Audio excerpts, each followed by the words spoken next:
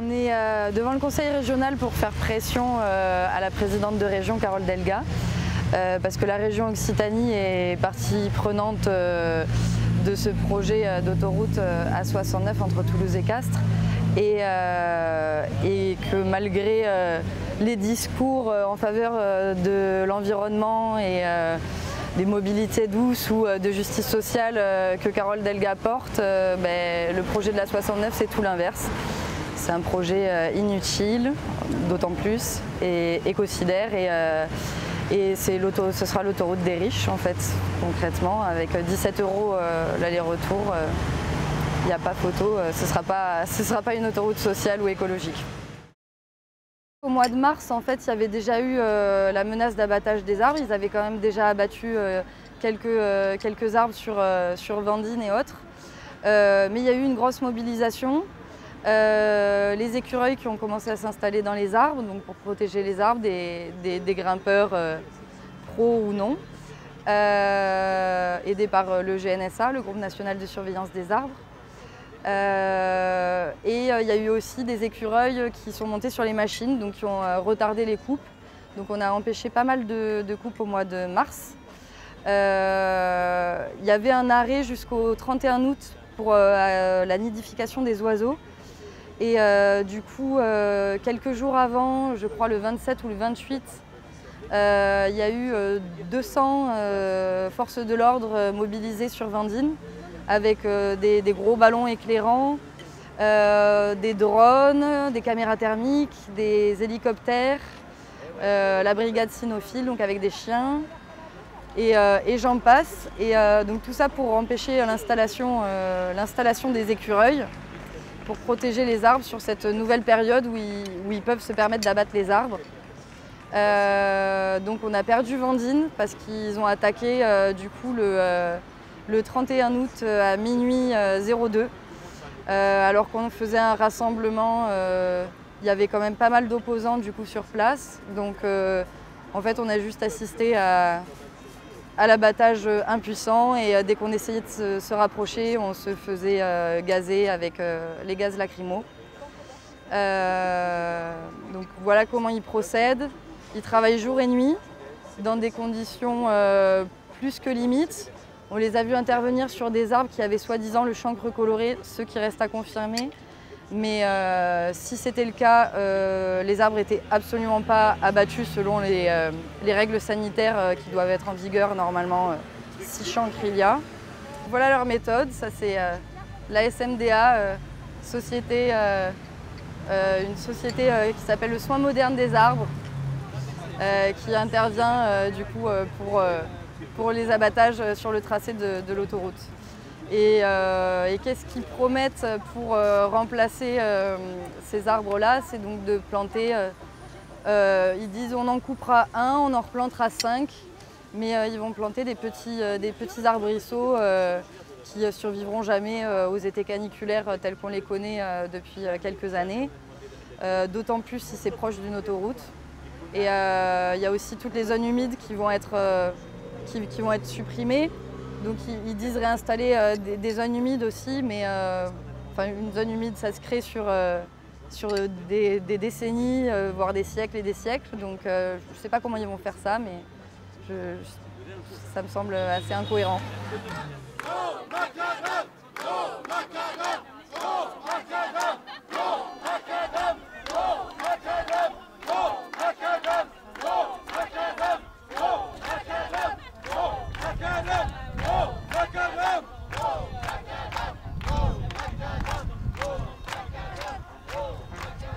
Aucune de nos revendications n'ont été entendues.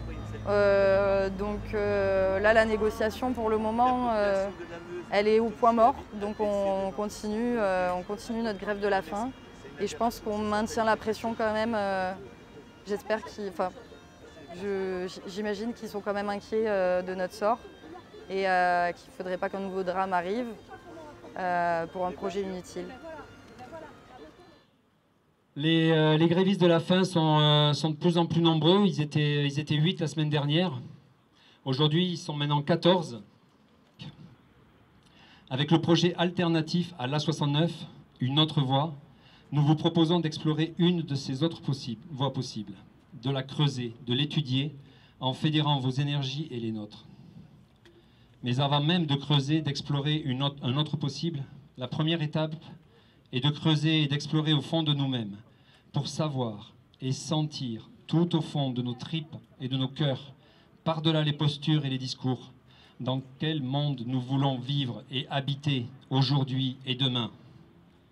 Il y a trop d'argent en circulation depuis 20 ans. Cet argent est investi dans très peu d'investissements productifs et seuls les 10% les plus riches en profitent. Ce n'est pas Jean-Luc Mélenchon qui a dit cela. C'est Jacques de la Rosière, ancien gouverneur de la Banque de France. La question n'est donc pas technique ni financière, elle est sociale et politique. Explorons ces nouvelles voies, ces multiples possibles. De multiples autres voies sont possibles. Il y a des choix à faire. Il y aura des comptes à rendre, il y a un futur à inventer, et c'est maintenant. Quel est l'intérêt d'avoir cette autoroute-là, aujourd'hui, sur ce territoire, dans le contexte actuel d'urgence climatique, où on sait très bien qu'il faut modifier nos façons de se déplacer, qu'il faut inciter les gens à prendre les transports en commun. Il y a une ligne de chemin de fer, il faut l'autoriser. Il y a une RN 126, il y a un moyen, très certainement, aux endroits qui sont accidentogènes, qui sont identifiés, de pouvoir y remédier à un coût moindre. Et il y a un projet alternatif, surtout, qui a été proposé par les associatifs, par des gens du territoire, par des gens qui se sont posés des questions. Un super projet qui mériterait d'être étudié. Donc on est un collectif qui se bat depuis un an et demi sous la forme LVEL contre l'autoroute A69 qui est un vieux projet des élus du Tarn pour désenclaver le Castres et tout ça, mais qui est extrêmement écocide, qui va abattre énormément d'arbres et qui apporte rien aux gens qui habitent entre Toulouse et Castres. Et il y a quand même 53 km de villages, de territoires. Et en plus, ce projet, il n'y a pas de projet du territoire où il est inclus. Et c'est un petit peu là qu'est venue l'idée de proposer une alternative. Et on a eu l'aide, là, il y a 6 mois, d'un urbaniste de Paris, qui nous a proposé, il nous a dit mais moi je suis de ce coin-là, je suis de Soile, mes grands-parents sont à Soile. Moi j'ai toujours connu cette route, je veux faire quelque chose, je suis votre lutte, elle est géniale et tout ça. Donc je vous propose quelque chose. On a dit allez, banco, on va essayer de faire quelque chose avec toi, on te soutient. Et vraiment il a fait un boulot mais incroyable. Et donc, il a pondu un projet de territoire, en fait. Il y a eu des expropriations de 365 hectares de terres agricoles. Et cette terre-là, on va l'utiliser pour faire un autre projet. Donc, une des grandes idées conductrices, c'est une véloroute. La véloroute nationale numéro 1 qui va suivre la RN 126. La RN 126 qui sera, elle, aménagée, sécurisée, bien évidemment, parce qu'on n'est pas contre la voiture. La voiture, il y en aura toujours, on aura besoin d'une route pour le bus, voilà, ça oui. Mais aussi, vraiment promouvoir le vélo, faire quelque chose pour le tourisme, pour les gens entre les villages, parce qu'actuellement, par exemple, de mon village au village prochain, au suivant, je ne peux pas aller à vélo, c'est trop dangereux. Donc, aménager tout ça en véloroute. Mais il y a aussi d'autres mobilités qui sont prévues, genre le train, il faut qu'il y ait plus de trains, il faut que le train soit dédoublé entre Saint-Sulpice et Castres, pour qu'il y ait plus de trains qui puissent rouler, il faut faire plus de bus, pourquoi pas un express Toulouse-Castres sur la 126 qui ne s'arrête pas à tous les petits villages mais qui fait rapidement ce trajet-là. Donc il y a plein d'idées. Et sur les terres agricoles, il y aura de l'agroécologie, il y aura des projets autour du vélo. Il y a vraiment Karim Layani, le concepteur, il a plein d'idées, aussi pour le développement économique. Et donc on a un très joli flyer qu'on distribue très largement où on montre un peu les projets, il y a des affiches et donc la campagne qui va être lancée sur Toulouse, sur Castres, pour vraiment promouvoir ce projet et aider les décideurs à penser autrement.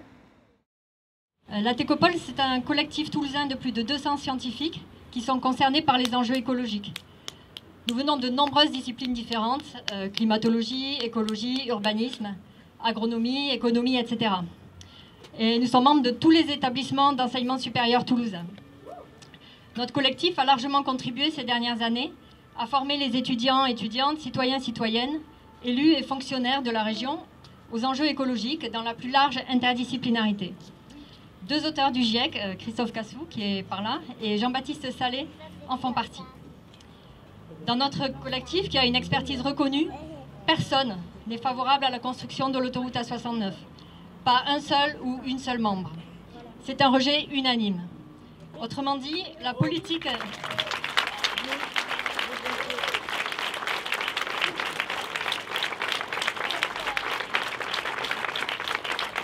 Autrement dit, la politique d'aménagement du territoire que la région Occitanie soutient, et en premier lieu Carole Delga, est contraire à l'avis des scientifiques qui travaillent et qui réfléchissent au quotidien sur l'habitabilité de notre planète.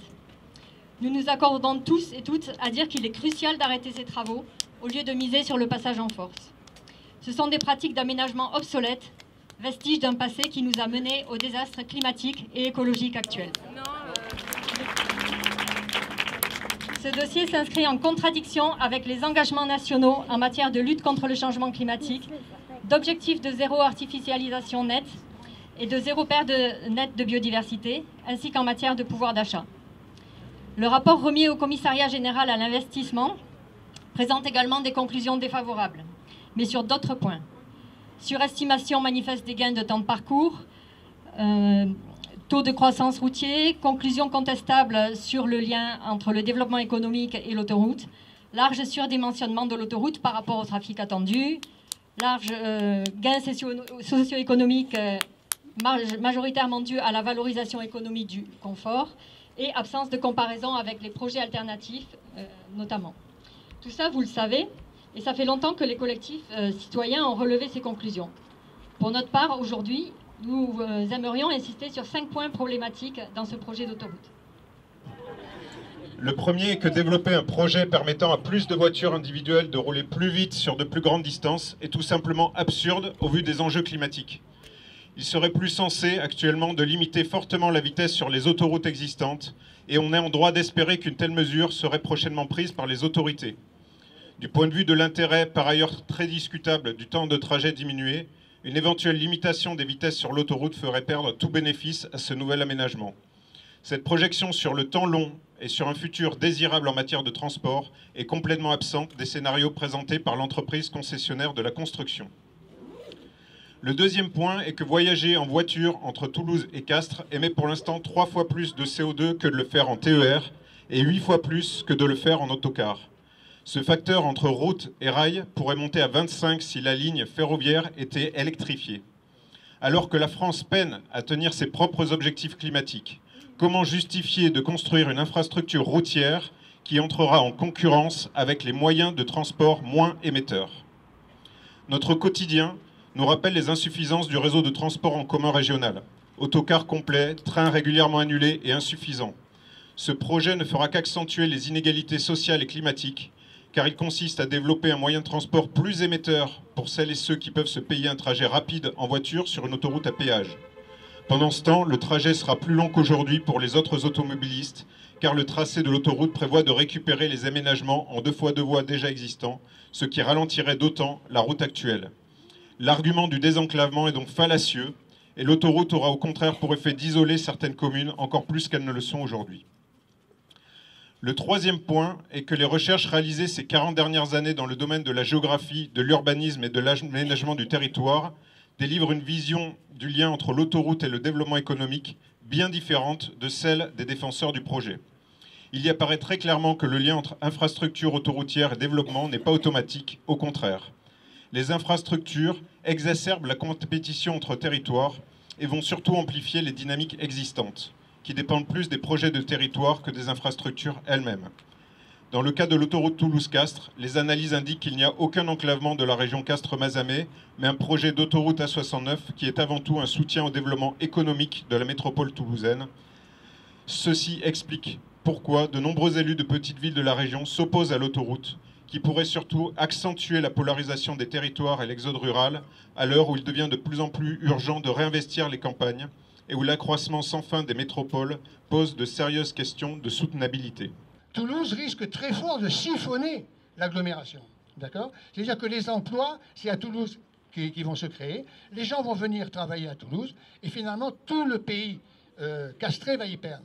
Parce qu'à l'origine, ce pays, c'est un pays très fort, le pays castré. D'accord? Il y a des montagnes, il y a des ressources, il y a du bois, il y a de la pierre, et il y a de la main-d'œuvre, enfin, on peut dire, et des capacités de main-d'œuvre. Donc, plutôt que de siphonner ou de risquer de siphonner l'agglomération, il faut que les élus tarnais prennent conscience qu'il faut qu'ils respectent la démocratie et donc acceptent d'arrêter les travaux jusqu'à ce que les recours soient purgés.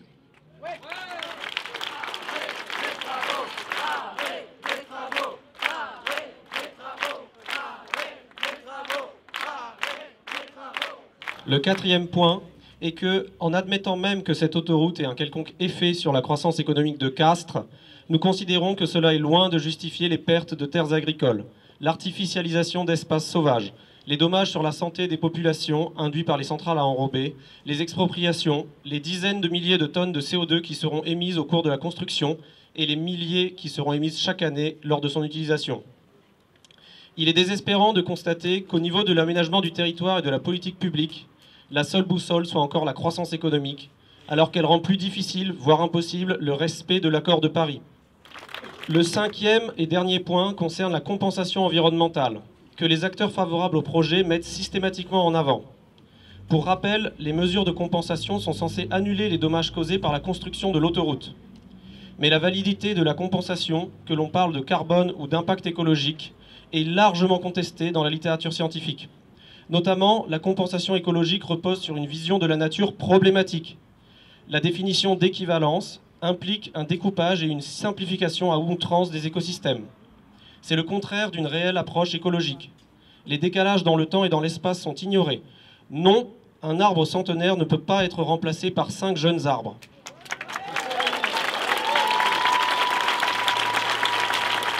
Un arbre centenaire est irremplaçable dans les échelles de temps qui nous concernent, soit quelques années à quelques décennies dans l'urgence actuelle, rappelons-le. Il est irremplaçable en raison du carbone qu'il contient, qu'il continue de capter, des autres vivants avec lesquels il interagit et de son importance dans la régulation du cycle de l'eau et du microclimat local. Contrairement à son objectif affiché de préserver nature et climat, la compensation est non seulement mensongère, mais devient un outil de greenwashing au service de la prolifération de projets d'aménagement écocides. En dépolitisant les enjeux sociaux et économiques sous-jacents et en niant au passage le sens de la valeur des luttes environnementales. Ces dérives ont bien été observées pour le projet d'A69. La mise en avant de mesures de compensation ne règle donc en rien les questions fondamentales. L'inutilité du projet, son incompatibilité avec les lois relatives à la transition énergétique et écologique, son orientation à l'opposé des nécessaires changements dont notre société a besoin et son développement au mépris des règles démocratiques. Plusieurs milliers de citoyennes et de citoyens ont affirmé leur opposition au projet dans le cadre de l'enquête publique ou de manifestations, notamment en avril dernier. Plusieurs personnes mettent aujourd'hui leur vie en danger, engagées dans une grève de la faim. Leur action est à la hauteur des enjeux et nous saluons leur courage.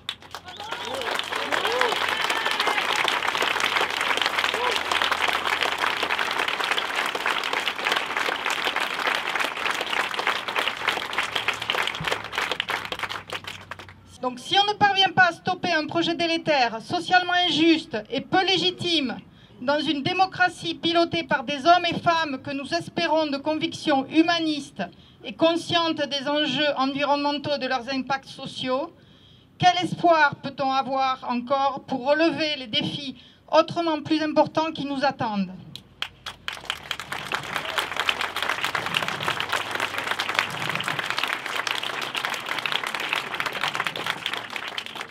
Après l'été que vient de vivre notre planète, après les catastrophes endurées par les habitants de nombreux territoires, alors que Toulouse a battu son précédent record de chaleur de pratiquement 2 degrés, et tandis que la France continue d'affirmer son souhait de respecter ses engagements climatiques internationaux, nous nous demandons sincèrement ce qui peut justifier de continuer un tel projet contre l'avis des scientifiques et des citoyennes et citoyens. En tant que scientifiques, nous considérons que changer d'avis face aux faits est une qualité intellectuelle précieuse et que les instances publiques ainsi que Carole Delga gagneraient à revenir sur leur position. La mobilisation citoyenne, organisée dans plusieurs collectifs, a fait émerger des projets d'aménagement alternatifs enthousiasmants et à la hauteur de la bifurcation nécessaire pour nos sociétés face à l'urgence écologique. Véloroute, agroécologie, haies bocagères, ressourceries, production alimentaire locale, arrêt de trains supplémentaires. Il est temps d'envisager sérieusement des alternatives à ce projet écocide et injuste. Non à l'A69.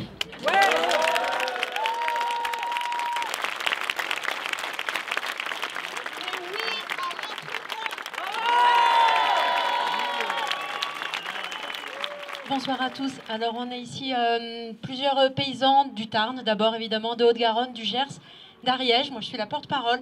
Et mes premiers mots évidemment, ils seront en soutien à tous ces grévistes. Voilà, parmi eux il y a une paysanne, voilà, mais voilà, absolument chacun d'entre eux. Tout notre soutien, un respect énorme pour ce courage, pour cette détermination qui est la leur. Et c'est évident pour nous d'être avec vous tous aujourd'hui. Alors beaucoup de choses ont été dites. Moi je vais parler un petit peu du côté agricole évidemment, se redire des choses que vous savez tous. Ce bout d'autoroute inutile, c'est 400 hectares directement bétonnés. Là j'ai appris, en plus des arbres, qu'on déversait des tonnes de chaux sur des terres agricoles pour les stabiliser. Enfin moi je ne sais pas la quantité de chaux, mais en tout cas ça veut dire que c'est des dommages irréversibles. Ça veut dire 100 fermes qui perdent peu ou beaucoup de surface agricole, mais c'est un dommage irréversible et terrible. Il y a 400 hectares directement, on estime à peu près que le double de superficie sera affecté d'une façon ou d'une autre, parce que du coup ça va déclencher des zones commerciales, des aménagements, des choses comme ça, donc au bas mot 800 hectares, et plusieurs centaines d'agriculteurs qui seront durement affectés, qui remettent en péril pour certains leurs fermes, l'incapacité d'installer des jeunes, il y en a sûrement ici qui ont envie de s'installer, de nourrir leurs concitoyens, de faire notre beau métier, difficile mais beau, et qui ne pourront plus le faire sur ce territoire. C'est de ça qu'on parle exactement. Au moment où ça discourt là aussi de souveraineté alimentaire, de mieux nourrir nos concitoyens, c'est encore une fois complètement à l'inverse de ce qu'il faudrait faire. Ce dommage sur les terres agricoles, il est inacceptable, il est limite hors la loi, parce qu'on en a déjà parlé ici. Il s'agit bien d'artificialisation de terres agricoles à tout jamais. Il y a une loi qui suppose le zéro artificialisation net. Et justement, tout l'artifice est là. C'est-à-dire qu'on va artificialiser et on va se dire c'est pas si grave parce qu'on compense. Mais si, c'est grave. Bien sûr que c'est grave, parce qu'on ne récupérera pas 400 ou 800 hectares aptes à de la production agricole. Ça va être des finances qui vont permettre de projets, j'ose même pas dire alternatifs, voilà, comme replanter des jeunes arbres. C'est absolument n'importe quoi. Et ce que je voudrais dire, c'est qu'on est là une jolie poignée de paysans. On l'était aussi dans le Tarn, nos manifestations et tout. Mais l'ensemble de la profession agricole, elle n'est pas là. Et ça, c'est un scandale. Ils ne sont pas là pour défendre leurs collègues. Ils ne sont pas là pour défendre les terres agricoles parce qu'ils bénéficient aussi de la compensation. Et ça, c'est vraiment un monde dont on ne veut plus, nous, en agriculture, et je pense assez globalement.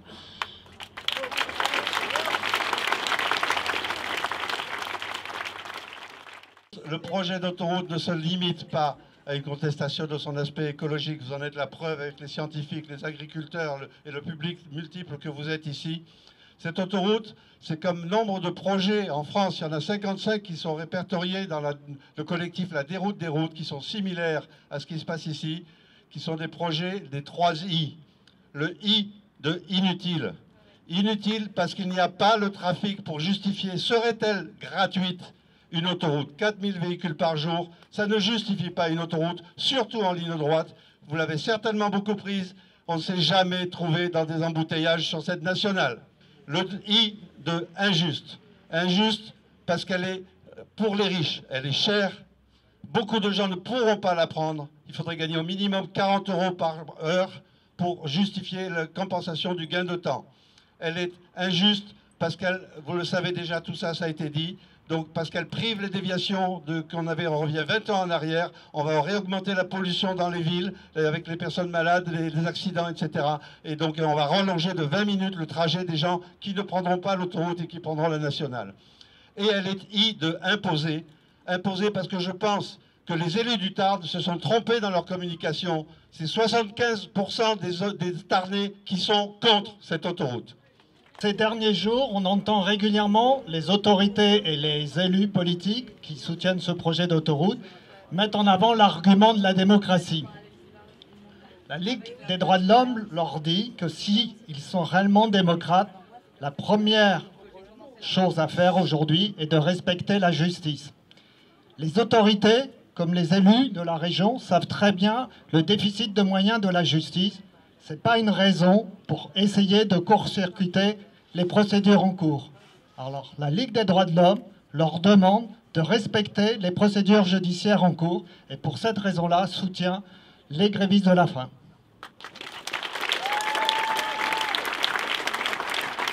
Je ne pensais pas du tout m'engager dans une grève de la faim dans ma vie. C'est très radical comme action. Et voilà, je pense que de nos jours, je pensais qu'on pouvait être entendu sur cette autoroute. C'est un des projets les plus décriés de France à l'heure actuelle, qui a plus de 30 ans. Face aux enjeux environnementaux, c'est une aberration. Donc je ne pensais pas avoir besoin de me mettre en grève de la faim. Pour moi, c'est vraiment l'acte de dernière chance un petit peu. Mais là, les travaux avancent beaucoup trop vite. On voit tout notre paysage familier et auquel on tient qui est en train d'être ravagé. Ils jouent la montre en fait, parce qu'il y a encore des recours qui n'ont pas été jugés, notamment un recours sur le fond. Et ce serait bien de laisser la justice faire son travail avant que en fait, les dégâts irréversibles n'aient été causés, parce que bon là ils ont déjà abattu je sais combien d'arbres centenaires, donc ça ne sera jamais rattrapable, mais tant que le bitume n'est pas sur les terres, ça reste encore sauvable. Et ça s'est déjà vu dans le passé, des projets très décriés où il y avait une grande opposition. Au final, les travaux ont avancé, ils ont été presque terminés. La justice a donné raison aux opposants et je pense que la justice nous donnera raison. On a l'exemple à Strasbourg, contournement ouest de Strasbourg. Les mobilisations importantes citoyennes aussi. Les recours sont déposés, mais les travaux commencent. 2 ou 3 ans après, les travaux sont là. Le contournement ouest de Strasbourg est fait. La justice donne raison aux associatifs, aux militants, en disant ben oui, c'est hors la loi. Ce contournement n'aurait jamais pu exister, n'aurait jamais dû exister. Sauf que 3 ans après, c'est fait. C'est fini, c'est trop tard. Moi, si je suis en grève de la faim perso, c'est parce que j'ai plus d'autres moyens et que je veux à tout prix qu'on réussisse ensemble à arrêter ce projet. Parce que c'est le symbole d'un truc qu'il ne faut pas faire, etc. Bref, en fait, si on n'arrive pas à arrêter ce projet aujourd'hui qui est tellement décrié, enfin vraiment, là, on a entendu la porte-parole Laurence tout à l'heure de la conf paysanne. Moi, ça me parle beaucoup ce qu'elle dit sur les terres agricoles et tout ça, parce qu'en fait, moi, je devrais pas être ici, je devrais être en train de cultiver du blé dans une pampa, et en fait, je me sens obligée d'être là, quoi. Et du coup, là, bientôt 3 semaines. Je vais pas m'attarder, mais moi, j'envisage très sérieusement de faire une grève de la soif d'ici quelques jours si on n'a toujours pas de résultats de négociation. Et ce qu'on disait hier et qu'on tente de communiquer au gouvernement, c'est qu'il y avait Thomas Braille. Ils ont muselé son action en le faisant descendre de force. Il n'y avait vraiment aucun moyen qu'il échappe à cette descente forcée. Il y avait une échelle, une grue en haut. Bref, il ne pouvait pas ne pas se faire embarquer de force pour couper sa tentative de grève de la soif. Par contre, avec cette grève de la faim et tout ce mouvement, on a créé une force et on est nombreux grévistes aujourd'hui et il y en a qui seront prêts à aller très loin. Et moi, s'il faut faire la grève de la soif d'ici quelques jours, je suis prête. De toute façon, j'en ai un peu marre.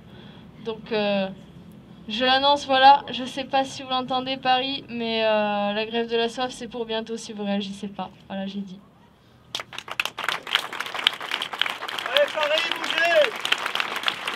Ouais, là, il y a urgence à bouger, on dirait. Il y a urgence à bouger parce qu'il y a vraiment un danger. Un danger, ben, on voit bien que c'est imminent, une grève de la soif, c'est pas... Voilà, bref, moi, je n'ai même pas envie d'en parler, tellement c'est me panique, je le dis. Voilà, moi, je pense que là, aujourd'hui, on est dans un moment où il y a une urgence extrême et comment faire pour que le gouvernement accepte la main tendue qui lui est actuellement proposée par le biais de la médiation, à savoir faire asseoir autour de la table, autour de la même table, Monsieur Bonne, ministre des Transports, Madame Delga, présidente de la région Occitanie, et puis les gens de la Voie libre, et puis les gens du GNSA. Là, ces gens-là, ils doivent se parler pour arriver à inventer une porte de sortie à cette situation complètement impossible qui ne peut pas continuer. C'est maintenant que ça se passe. On vous l'a dit plusieurs fois aujourd'hui, c'est vraiment maintenant. Je voulais remercier tous les scientifiques. Merci énormément, on avait besoin de ça. On a besoin de tout le monde, vraiment de tout le monde. Il est important, tout à l'heure, on a donné des tas de flyers. Il y a des gens qui prennent du temps dans leurs entreprises. Il y a des gens qui utilisent énormément de leur temps personnel pour vous donner tous ces flyers. Soyez gentils, essayez de les faire passer. Ce qui nous démonte un peu, c'est d'entendre « Ah bon, c'est quoi là, 69 Ah oui, il y a des grévistes. Ah, mais ils sont où ?» Donc, en fait, il faut vraiment arriver ensemble à faire passer l'information.